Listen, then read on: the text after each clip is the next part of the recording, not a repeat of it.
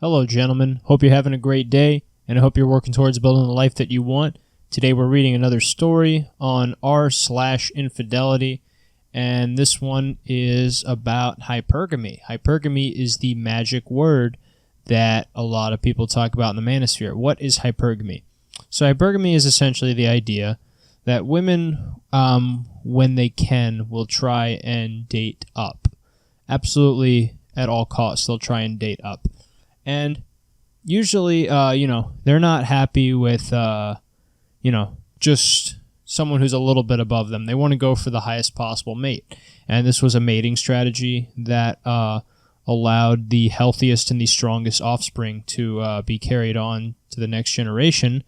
They were able to secure the genes from, the people that, or the men that had the highest testosterone. They were tall, handsome, good genetics. Those people were the ones that carried offspring. And that's why hypergamy exists. It's because you want to secure the best genes so that your offspring has the best possible chance of life. Now, how does this relate to the dating sphere now? So hypergamy now is essentially, when you see a girl who says, I only date guys who are 6 feet or above, even if she's like 5'2", that's hypergamy. She's like trying to date up. She wants to date a guy who's above her, literally and figuratively. She wants to date a guy she can look up to, obviously. So that's the whole point of hypergamy. If you're at her same level, some girls are cool with dating a guy at their level, but most of the time they want a guy who's above them. That's hypergamy. So this story in r/infidelity is called Girlfriend 25 Female Has Feelings for Married Boss 43 Male. I came to know they had sex once. They were on a business meeting. Oh, great. Well, this relationship's over, but let's read it anyway. My girlfriend and me broke into a huge argument and said she has feelings for him and isn't ready to break off the relationship with him, but wants to be true to me too. Well, that's a load of shit, because if she truly wanted to be true to you too, she would just end things with you and say, I'm so sorry, I've fallen in love with my boss, and I'm going to end things with you so I can be with him. You see how that works? You see how transparency works? That's how it should have happened, but obviously she's trying to monkey branch from you to the boss, who's obviously must be in a higher position, because, it's for hypergamy, obviously you're trying to find the best option possible. So, I mean, if you're dating, if a girl is dating the quarterback of a football team, she's probably not going to date the third string quarterback. She's not going to try to date the third string quarterback. Unless the dude is like a millionaire, she's going to go for the dude who's doing the best. So the starting quarterback, why would she go down to, the third string quarterback or, the water boy? It's not going to happen. She's going to go, if anything, she's going to go for maybe it's a D2 quarterback. She's going to go for a D1 quarterback. You see, it's a greater leap, and that's hypergamy, essentially. But let's keep going. I was very angry and out of frustration questioned her if she had affairs with other colleagues. I know she didn't, but said it in an emotional outburst. I mean, you don't know that she didn't. It's likely she did. She got really pissed off and broke all relations with me, saying I disrespected her by saying that and questioning her character. That kind of sounds like she did. Because if she didn't, and it was easy to defend herself, and it was an easy question to respond to, she would have just said, no, I didn't have affairs with other colleagues. But instead of that, she threw a hissy fit and used that as a reason to break off contact with you. So it kind of sounds like, my friend, she actually did cheat on you with other people. Highly likely. But anyway, move on. Things are pretty bad now. I asked for forgiveness for the disrespect caused by my words. Why are you asking for forgiveness, dude? You asked a reasonable question. Have some testicular fortitude and stick to the path you paved. Don't apologize for asking a question that probably should be asked. Why would you do that?